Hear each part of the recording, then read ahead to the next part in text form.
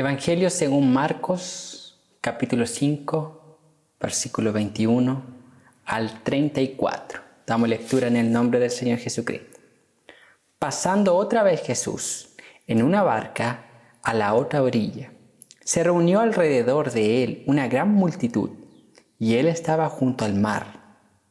Y vino uno de los principales de la sinagoga, llamado Jairo, y luego que le vio, se postró a sus pies, y le rogaba mucho, diciendo: Mi hija está agonizando, ven y pon las manos sobre ella, para que sea salva y vivirá. Fue, pues, con él, y le seguía una gran multitud, y le apretaban. Pero una mujer que desde hacía 12 años padecía de flujo de sangre, que había sufrido mucho de muchos médicos y gastado todo lo que tenía, y nada había aprovechado, antes le iba peor. Cuando oyó hablar de Jesús, vino por detrás entre la multitud y tocó su manto, porque decía: si tocare tan solamente su manto, seré salva. Y enseguida la fuente de su sangre se secó, y sintió en el cuerpo que estaba sana de aquel azote. Luego Jesús, conociendo en sí mismo el poder que había salido de él, volviéndose a la multitud, dijo: ¿Quién ha tocado mis vestidos? Sus discípulos le dijeron: ¿Ves que la multitud te aprieta y dices: ¿Quién me ha tocado? Pero él miraba alrededor para ver quién había hecho esto. Entonces la mujer, temiendo y temblando, sabiendo lo que en ella había sido hecho, vino y se postró delante de él y le dijo toda la verdad. Y él le dijo: Hija, tu fe te ha hecho salva. Ve en paz y queda sana de tu azote. Hasta ahí vamos a orar.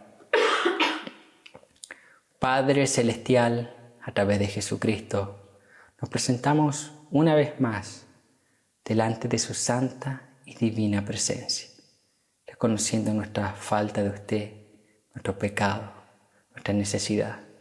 Señor, ayúdanos, aliéntanos, exhórtanos, corrígenos. Padre, forma el carácter de Cristo en nuestras vidas.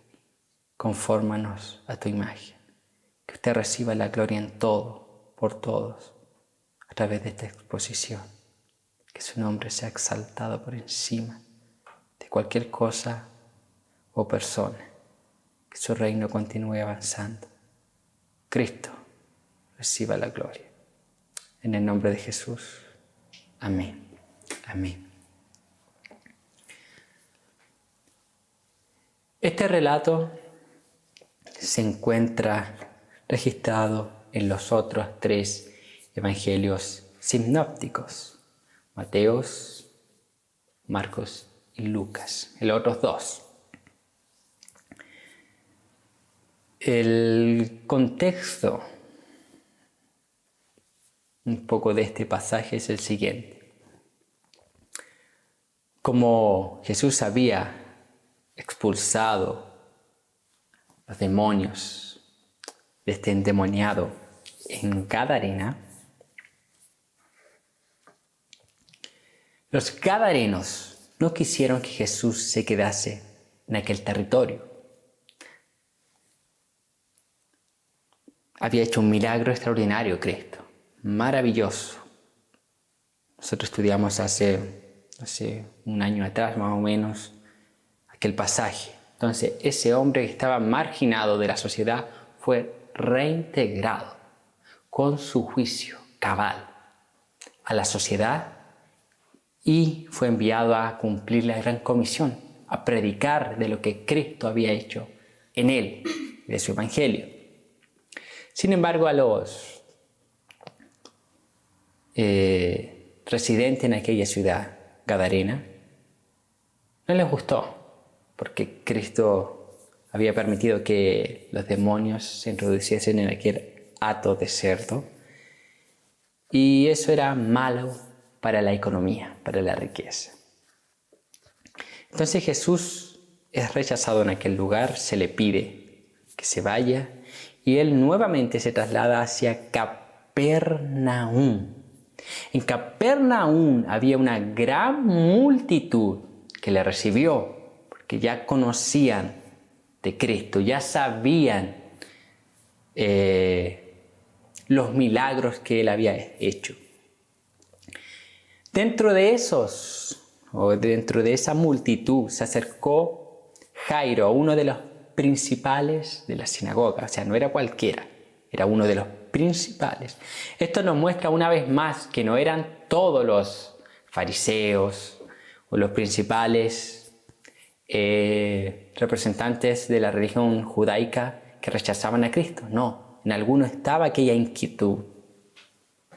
Lo podemos ver claro en el Evangelio según Juan, Nicodemo, José de Arimatea y otros más que la Biblia no menciona. Entonces, Jairo, uno de los principales de la sinagoga, le pide que sane a su hija. Y Jesús, como es característico en su ministerio, vemos aquella compasión, aquella empatía con los afligidos, con los desesperanzados. Y Jesús accede y va con él. Va a la casa de Jairo. Pero mientras Jesús iba de camino, se encuentra con una mujer que sufría una crítica hemorragia interna por 12 años. Un sangrado dentro del cuerpo, dicen los estudiosos.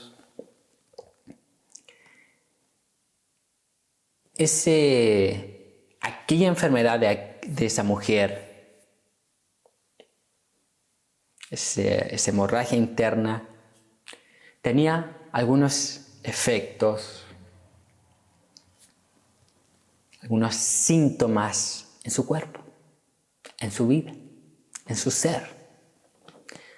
Tales síntomas podrían ser producidos por aquella hemorragia, como mareos, debilidad en uno o ambos lados del cuerpo, desmayo, disminución de la presión sanguínea, problema de vista, dolor de cabeza intenso, dolor abdominal, dificultad para respirar, dolor de pecho, náuseas, vómitos y diarrea, pérdida del equilibrio y conciencia.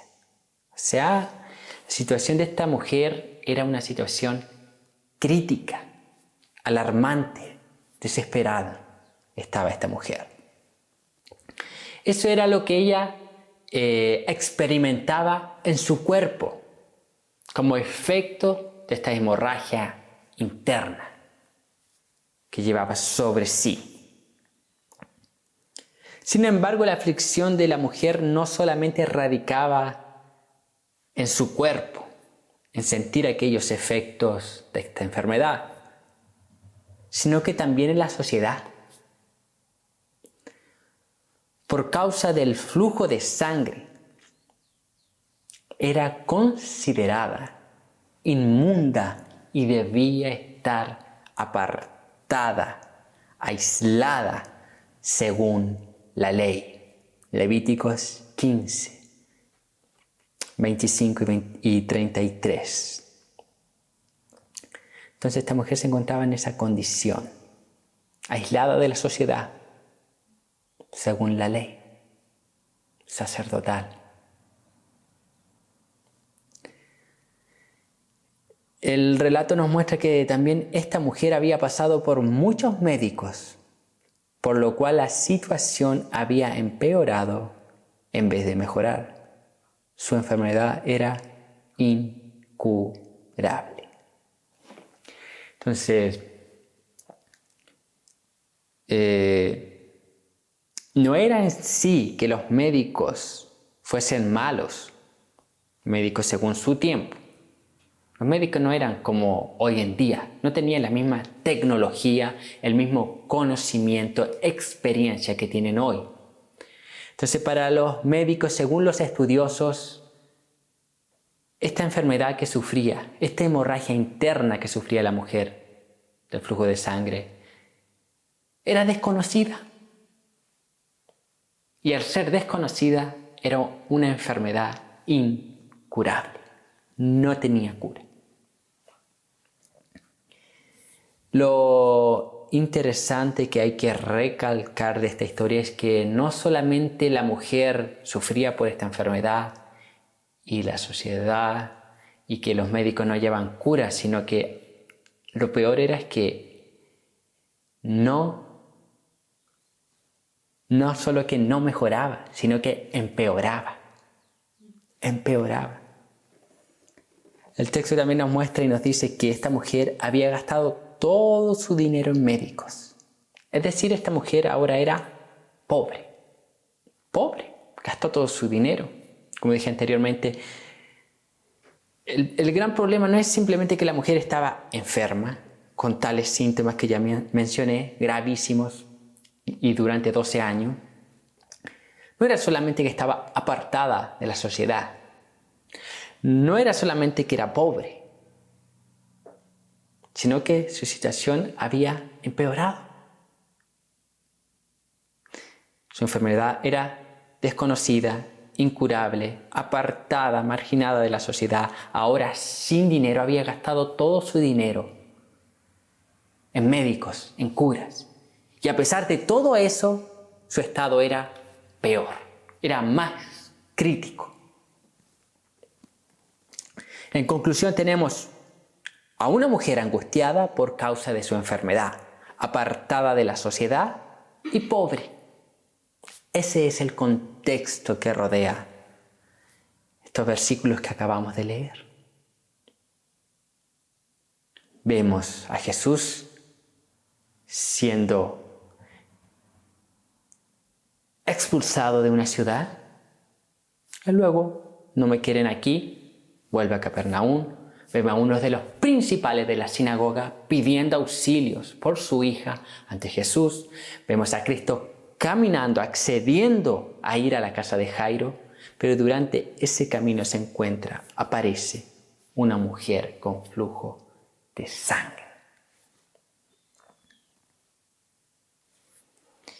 Es el contexto de estos versículos y finalmente llegamos al versículo 27. Desde ahí en adelante va a ser la predicación. Y veremos desde este versículo 27 en adelante cómo obra la fe en medio de la angustia. Yo quiero tratar ese tema. La fe en medio de la angustia. ¿Por qué es importante? Sobre todo en el día actual, nuestros días. Estamos en medio de una pandemia. No, como hemos visto, no hemos superado aún la pandemia. Esto se ha visto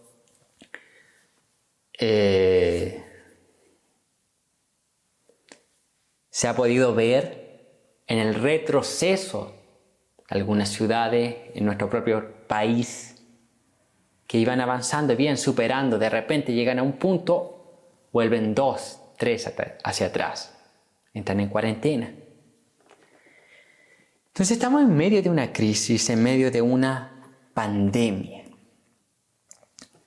Y hay verdaderamente personas que están asustadas, creyentes asustados, personas sufriendo.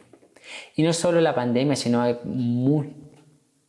mucho más allá de una pandemia.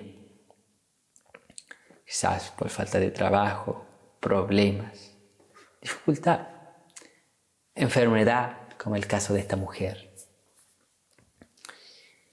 Y veremos la fe en medio de la angustia. ¿Cómo obra la fe en medio de la angustia? Porque suele suceder que cuando estamos bien, no necesitamos ejercer mucho nuestra fe o estamos cómodos, oramos, leemos, estudiamos la palabra de Dios, meditamos en la Escritura, asistimos a la iglesia.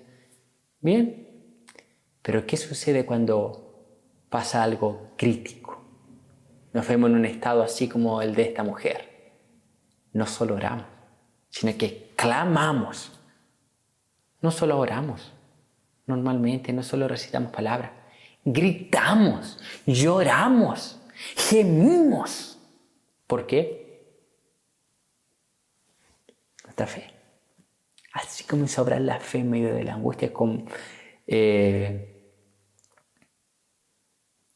Y a veces es lamentable que tengamos que llegar al límite para orar de esa forma. Pero también es parte del ser humano.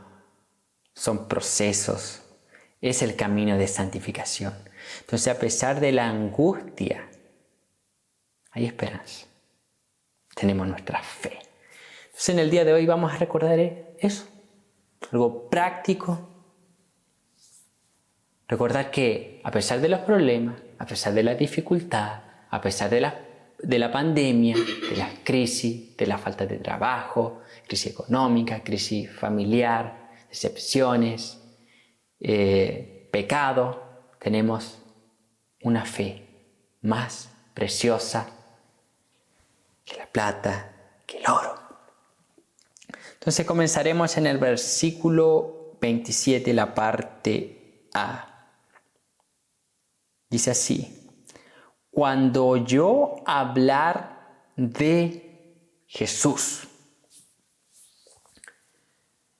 Lo primero, la fe nos hace centrarnos en Dios. En Dios. No existe fe en el sentido de fe salvífica como hemos venido viendo, y esta fe que obra conforme la palabra de Dios, la fe que me acerca a Dios. No existe ese tipo de fe que no se centre en Dios. Es ilógico.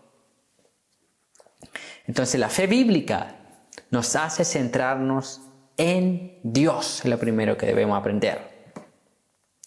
Cuando oyó hablar de Jesús, claramente la mujer había oído de los milagros y las curaciones que Jesús había realizado en otras personas. La Biblia muestra que cuando Jesús comienza su ministerio, comienzan estas señales, estos prodigios, estos milagros a ocurrir, que eran señales que mostraban o que tenían el propósito de autentificar el ministerio de Cristo, mostrar, dar seguridad de que Jesús era el Mesías. El milagro no tenía un propósito en sí mismo, no. El milagro mostraba algo. No era un fin en sí mismo, era un medio que estaba mostrando algo mayor, que Jesús era el Mesías, el Redentor. Entonces, esta mujer ya había oído de Cristo, ya había oído de los milagros que Jesús había hecho. El texto dice que Jesús volvió a Capernaum. ¿Por qué dice el texto que volvió? Porque él ya había estado. Cuando Cristo inicia, retomando, su ministerio, dice que la fama de él comenzó a ser difundida. Entonces, esta mujer había oído de Jesús. Había oído lo que Cristo había hecho en otras personas. Entonces, comienza a nacer en esta mujer la fe. La fe. Y la fe nos guía siempre a Dios, siempre a Jesús, siempre a Cristo. Nos hace centrarnos en Él. Y la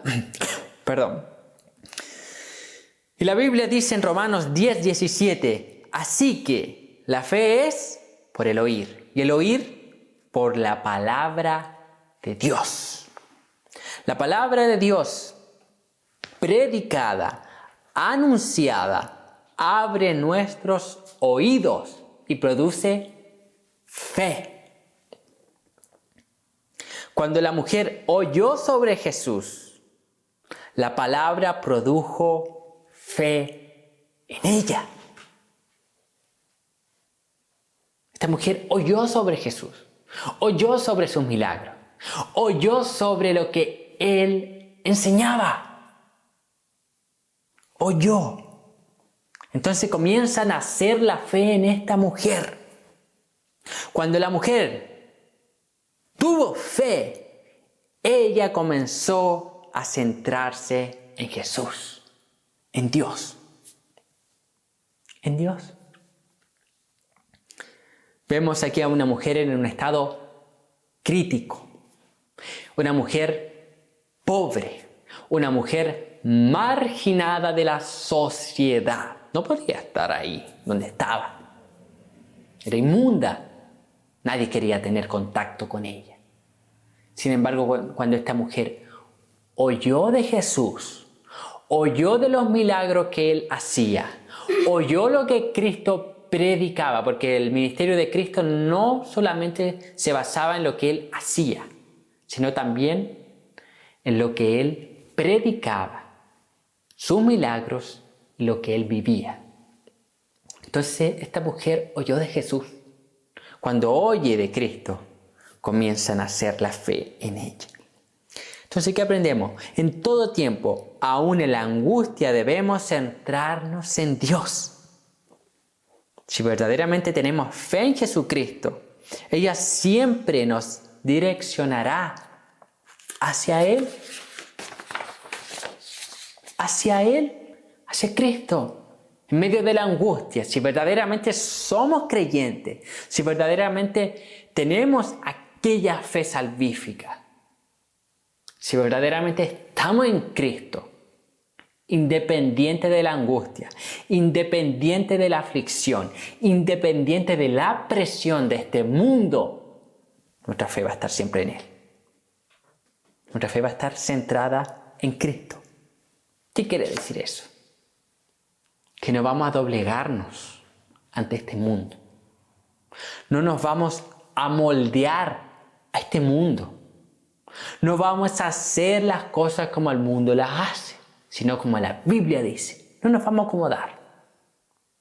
Si verdaderamente tenemos aquella fe. Si esta mujer se hubiese acomodado a su cultura,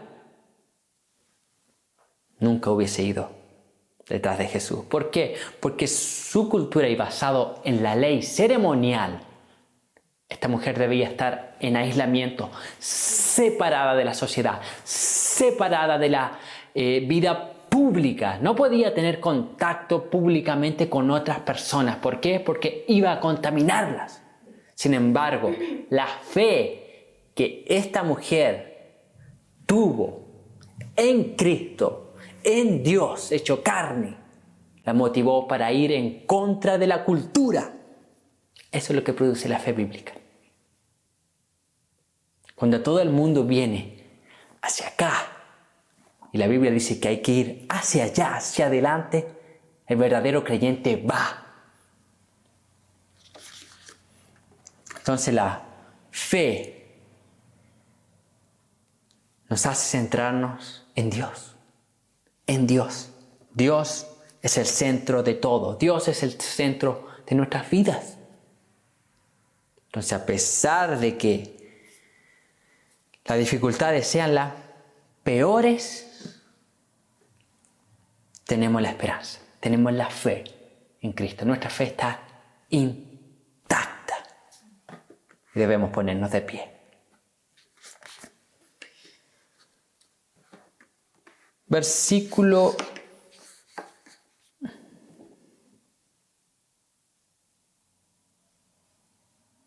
28. Después volveremos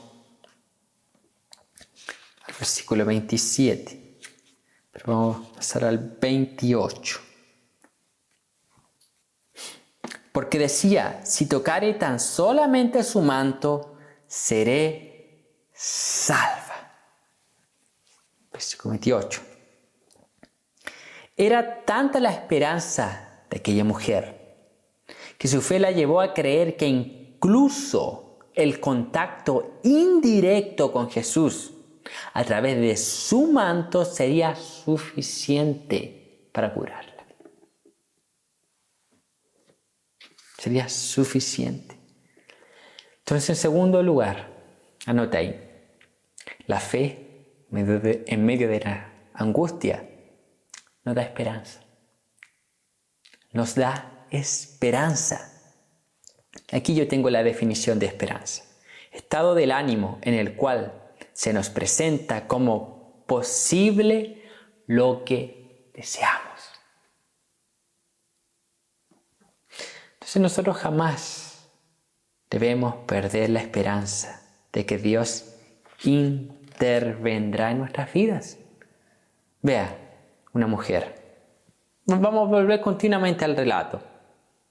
Enferma, 12 años, apartada de la sociedad, pobre. Una mujer desesperanzada, sin expectativa. Sin embargo, cuando oye de Jesús, de su ministerio, de su persona, de su milagro, su obra, esta mujer se comienza a centrar en Cristo y comienza a obrar. ¿Por qué? Fe. Y esa fe le da esperanza, le da expectativa, le da ánimo. Y el texto dice, porque decía, si tocare tan solamente su manto, seré salva.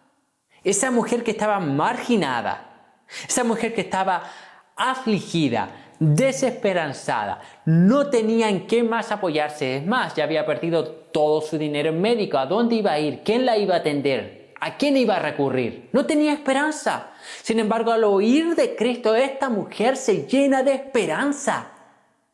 Coloca su esperanza en Cristo. La expectativa de esa mujer comienzan a resurgir. Cuando parecía que todo estaba perdido, de repente una luz se enciende. ¿Por qué? Cristo. Esa mujer colocó la mirada en Cristo. Cristo dio esperanza. Esperanza. La fe produce eso. Esperanza en medio de la angustia. Como decía, nosotros no debemos perder la esperanza jamás de que Dios puede obrar, de que Dios nos puede auxiliar en medio de las dificultades. A veces Dios interviene de la forma que nosotros no esperamos o que no nos agrada. Pero Dios interviene. Jamás debemos perder esa esperanza de que Dios va a intervenir. Quizás no como nosotros queremos o como esperamos. Pero Él sí va a intervenir en nuestras vidas. Eso es lo que produce la fe. La fe nos trae esperanza. La fe llenó de esperanza a esa mujer. Nosotros muchas veces no nos cabe en nuestra mente, no logramos imaginar la situación de esta mujer. Era un estado crítico. Esta era una mujer donde muchos hubiesen pensado y hubiesen dicho así, no hay cura para esta enfermedad. Apártate de la sociedad, enciérrate en tu casa y muere. Es como una mujer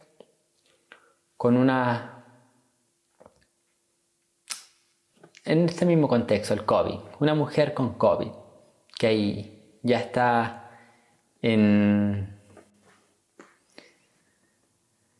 es población de mayor riesgo, está contagiada, tenía un sinnúmero de otras enfermedades, lo que le espera es la muerte. Y la sociedad, no es que me puede contagiar, no es que no puede, no, que se encierra en su casa y muera. Esa era más o menos la situación, pero peor aún, para tener una idea, un ejemplo. Sin embargo, esa mujer estaba en un contexto así, semejante. La fe produjo esperanza en ella. No cualquier fe. La fe en Dios. La fe en Cristo. Y volvemos al versículo 27, la parte B, que dice lo siguiente. Vino por detrás entre la multitud. Vino por detrás entre la multitud. Tercero, la fe produce confianza. Vino por detrás entre la multitud. Esta mujer vino escondiéndose para no llamar la atención de nadie. Los comentaristas dicen que esta mujer vino escondiéndose debido a su timidez y la vergüenza producto de su enfermedad. Entonces esta mujer estaba así, o sea, una persona tímida, introvertida, que sabía que la sociedad la marginaba, y si alguien se llegaba a enterar que ella estaba ahí, estaba infringiendo la ley, podía ser muerta. Entonces, por esta causa, esta mujer vino por detrás entre la multitud, escondida, sigilosa, con cuidado. Pero si ella va escondida, sigilosa, con cuidado, ¿por qué decimos que la fe produce confianza? Porque a pesar de su timidez, a pesar de su vergüenza, esta mujer se acercó a Jesús. Se acercó a Jesús. Y aquí yo tengo la definición de confianza. La confianza se puede definir de la siguiente forma: ánimo, aliento, vigor para obrar. La mujer era tímida, estaba con aquella enfermedad, marginada, estaba arriesgando su vida. Tuvo ese vigor para obrar. Segunda de Corintios 5, 6 y 7 dice así: así que vivimos confiados siempre y sabiendo que entre tanto que estamos en el cuerpo, estamos ausentes del Señor, porque por fe andamos y no por vista. Hablando Pablo. La confianza de Pablo permaneció intacta porque él vivía por fe y no por vista o apariencia. Es el caso de esta mujer. Podemos ver que Pablo está hablando de aquí de la fe, lo que produce la fe. Sin embargo, en esta mujer vemos la fe obrando. Vemos en esta mujer fe verdadera. La fe que produce confianza. La fe que nos hace obrar independiente de la dificultad. Esta mujer estaba arriesgando su vida. Pero su fe era mayor que su vida. La confianza era mayor. Esta mujer tuvo confianza en que Jesús la sanaría y por ende ella fue detrás de él. De esta misma forma nosotros debemos confiar en Dios, independiente de las circunstancias. La fe produce esa confianza. Yo quizás aquí a través de cada ítem que he ido mencionando estoy definiendo una fe verdadera. A través de esta mujer, de este relato del Evangelio, vemos una fe verdadera. Una fe que se centra en Dios, una fe que da esperanza, una fe que da confianza, o sea, nos guía a obrar conforme a la palabra de Dios. Entonces esta mujer, a pesar de su timidez, a pesar de su enfermedad, a pesar de que estaba marginada, era pobre, cualquiera la hubiese mirado por debajo y la hubiesen podido matar porque estaba infringiendo la ley, como dije anteriormente, esta mujer se llena de confianza y va detrás de Jesús. Va detrás de Jesús. Es más, la mujer no tenía... Quizás esa mujer habrá pensado así: 12 años enferma, marginada de la sociedad, he recurrido a un sinnúmero de médicos, no he mejorado, he perdido todo lo que tenía y es más, he empeorado. No pierdo nada. Si me apedrean por incumplir la ley, me trae alivio, porque ya no quiero seguir en esta condición. Y va detrás de Jesús llena de confianza. Hermano, no tenemos nada que perder, tenemos una vida solamente en esta tierra. Tenemos una sola vida. Vamos detrás de Jesús con todo. Vamos, no andamos por vista, sino por fe. Andamos por fe, no por vista, dice Pablo. No andamos para agradar a la gente. ¿Qué quiere decir eso? No actuamos, no hacemos lo que hacemos para agradar a la gente, a los hombres. No vamos a transgredir nuestros principios cristianos para agradar hombres, para recibir los aplausos, los beneficios de este mundo. No. Vaya detrás de Jesús. Vaya detrás de Jesús como esta mujer. Quizás aquí va a oír alguno esta palabra diciendo que yo soy tímido. Esta mujer también era tímida, dicen los autores. Es que soy tímida, no puedo. Esta mujer no podía, estaba enferma. Imagínense ahí con náuseas, con mareos, con la mitad de su cuerpo dormido, vómitos, yendo detrás de Jesús. Yendo detrás de Jesús. Cuarto, la parte C de este versículo 27 dice así: y tocó su manto. Tocó su manto. Según la ley ceremonial, el contacto con alguna mujer que tuviese esta enfermedad habría contaminado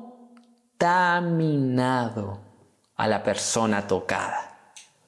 Había contaminado a la persona tocada. Por lo cual la mujer estaba al tanto de esto. Entonces, la mujer sabía que ella no podía tocar a alguien.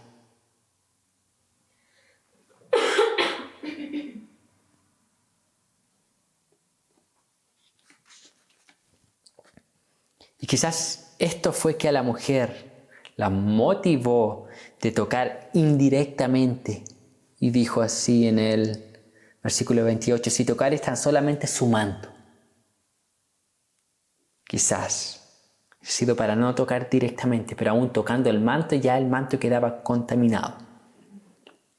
Entonces la mujer tocó los flecos, es decir, el borde del manto de Jesús. Borde del manto de Jesús.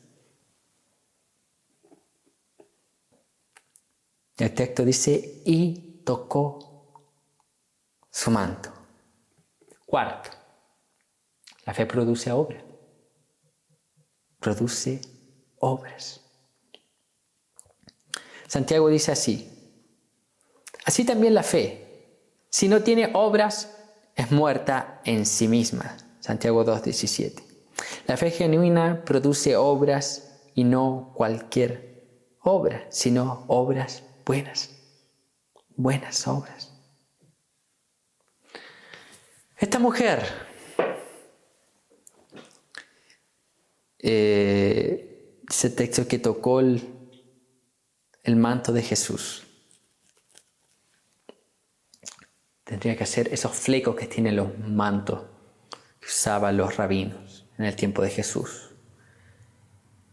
Y si esta mujer tocaba a Cristo, esta mujer iba a contaminar a Jesús.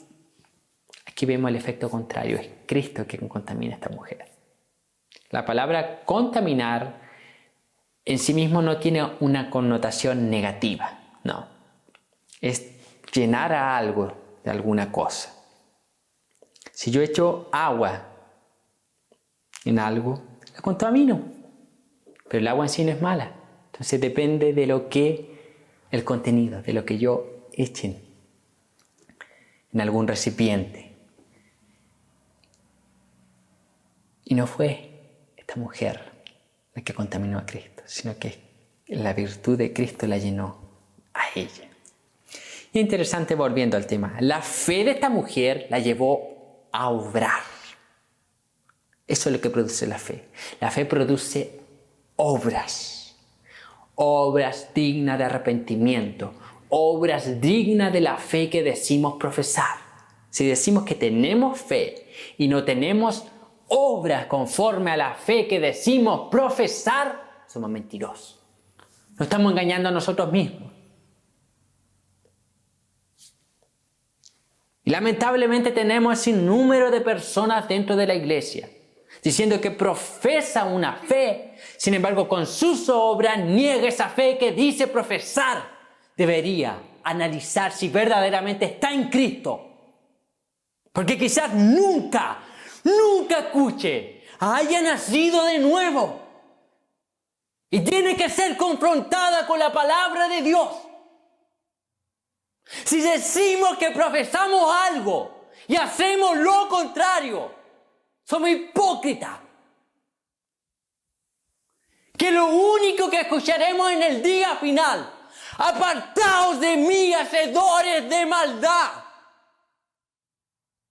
Y son personas que están diciendo: Señor, Señor, en tu nombre hicimos milagros, en tu nombre expulsamos demonios, predicamos sobre ti, asistimos a la iglesia, vimos los cultos, leímos tu palabra, oramos. Cristo va a decir: apartaos de mí, nunca os conocí, hacedores de maldad. Ustedes no cumplieron la ley, no anduvieron como debían andar, no anduvieron conforme a la fe que dicen profesar. Hipócritas. Así también la fe, si no tiene obras, es muerta en sí misma. Luego Santiago en este mismo capítulo 2 dice: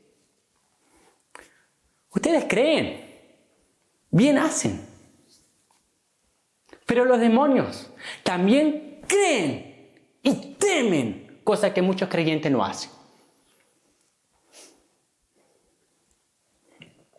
Entonces la fe en esta mujer produjo obras dignas de arrepentimiento, y eso es lo que produce la fe. Por eso que podemos ver en este relato del Evangelio según Marcos que esta mujer tuvo una fe genuina, una fe verdadera. Tiene muchos, esta mujer en este relato comienza a ejercitar muchas cualidades que la Biblia describe de la fe. La fe produce obras. Obras. Quinto, versículo 29 al 33. Y enseguida la fuente de su sangre se secó y sintió en el cuerpo que estaba sana de aquel azote.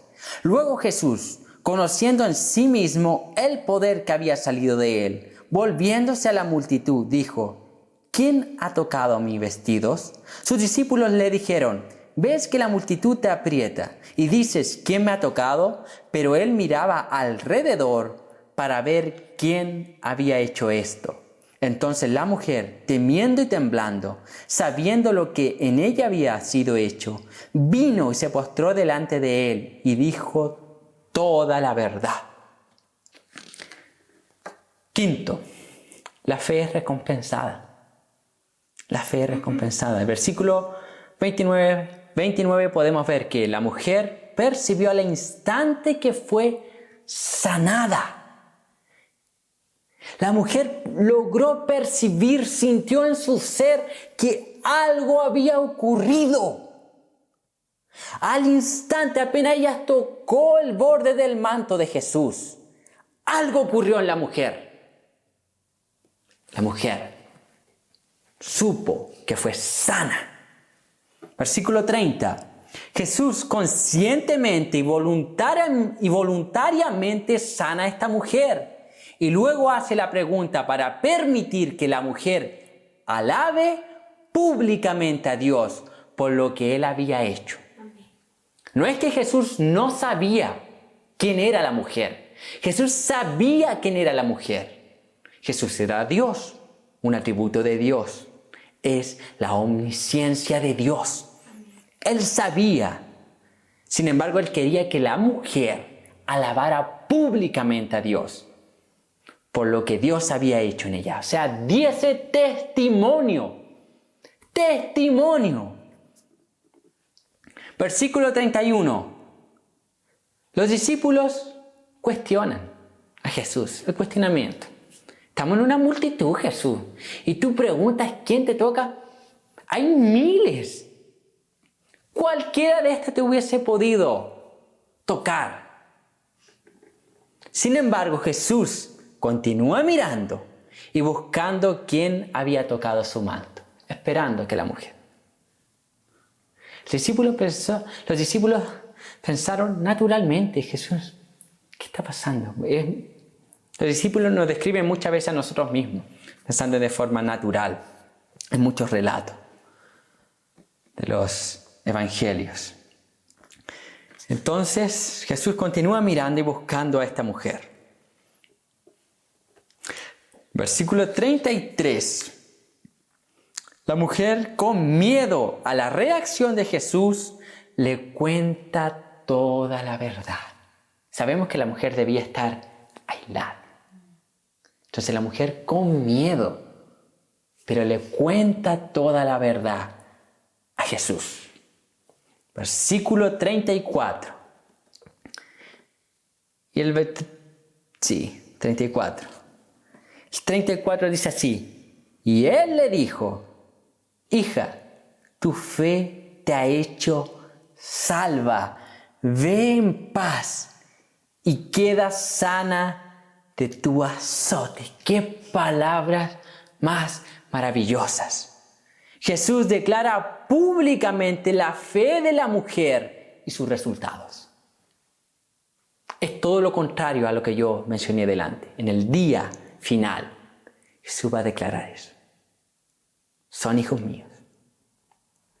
Ven, entra en mi reino. Entonces, la mujer fue sana y salva. Se produjo una sanación integral, completa. La mujer no solamente fue sana, ella fue salva. Esa mujer fue convertida. Es imposible pensar lo contrario, porque vemos todos los aspectos de una fe salvífica en esta mujer. Entonces, debemos seguir confiando en Dios plenamente y un día nuestra fe será recompensada, pero no aquí. Aquí sí hay pequeños destellos, pequeñas recompensas que podríamos llamar así, pero nuestro tesoro está en el reino de los cielos. Nuestro tesoro, nuestra recompensa por nuestras obras, buenas obras, la recibiremos en el día final. Y eso es lo que nos da esperanza, nos llena de expectativa para seguir viviendo la vida cristiana. La vida cristiana, la vida verdadera. Entonces, como decíamos, aquí en este relato vemos la fe en medio de la angustia. La fe en medio de la angustia permanece intacta. Podemos fallar, podemos desequilibrarnos, podemos llorar, podemos a veces no entender nada, podemos a veces hasta tener deseo de desistir, pero no obstante nuestra fe permanece intacta. Estamos cautivos por nuestro Dios, cautivos por nuestro Señor. Y al final de cuentas terminamos diciendo: ¿a quién iré?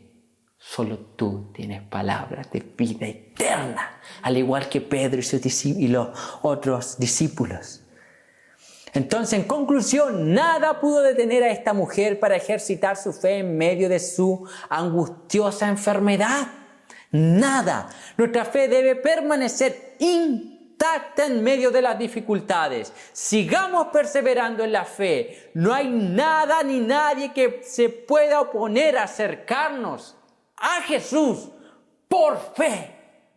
Nada, nadie, nada, absolutamente nada nos puede impedir acercarnos a Cristo. Y voy aquí a terminar leyendo un versículo bíblico.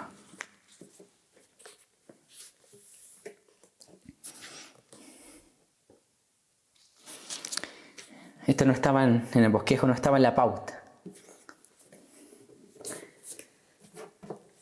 Romanos capítulo 8.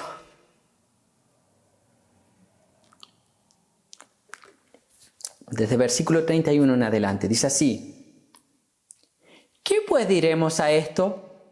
Si Dios es por nosotros, ¿quién contra nosotros?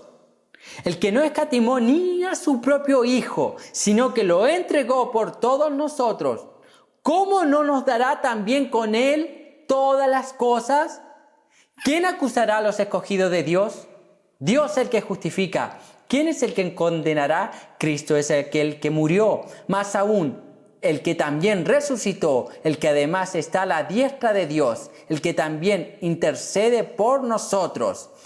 ¿Quién nos separará del amor de Cristo? ¿Tribulación o angustia o persecución o hambre o desnudez o peligro o espada? Como está escrito, por causa de ti somos muertos todo el tiempo, somos contados como ovejas de matadero. Antes, en todas estas cosas somos más que vencedores por medio de aquel que nos amó. Por lo cual estoy seguro de que ni la muerte, ni la vida, ni los ángeles, ni principados, ni potestades, ni lo presente, ni lo porvenir, ni lo alto, ni lo profundo, ni ninguna otra cosa creada nos podrá separar del amor de Dios que es en Cristo Jesús, Señor nuestro. Esa es la palabra de Dios para usted, mi hermano. Esa es la palabra de Dios para usted, mi hermana. Nada ni nadie nos puede separar de Cristo. Nuestra fe permanece intacta en el autor y consumador de la fe. Amén. Vamos a orar. Padre Celestial, a través de Cristo Jesús, nos presentamos delante de tu santa y divina presencia.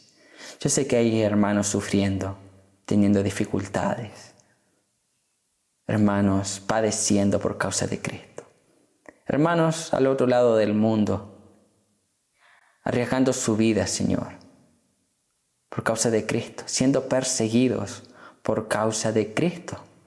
Oh Señor Dios, hermanos afligidos, enfermos, desesperanzados, oprimidos, con tantos, Señor, con tanta opresión de este mundo, este sistema. Oh Padre Celestial, en medio de tanta aflicción, recuérdale que la fe permanecerá intacta, que eres tú que los protegerá. Usted es aquel que los sustenta. Traiga alivio a aquellas almas afligidas, descanso. Traiga paz, Señor, como a esta mujer que no tenía esperanza, apartada de la sociedad, sin dinero, pobre. Y te trajo esperanza, Señor. Traiga esa esperanza, esa tranquilidad, esa paz que usted da, alivio para el alma, que nos conforme a la imagen de Cristo Jesús. Que usted reciba la gloria en todo y por todos. En el nombre de Jesús. Amén y amén.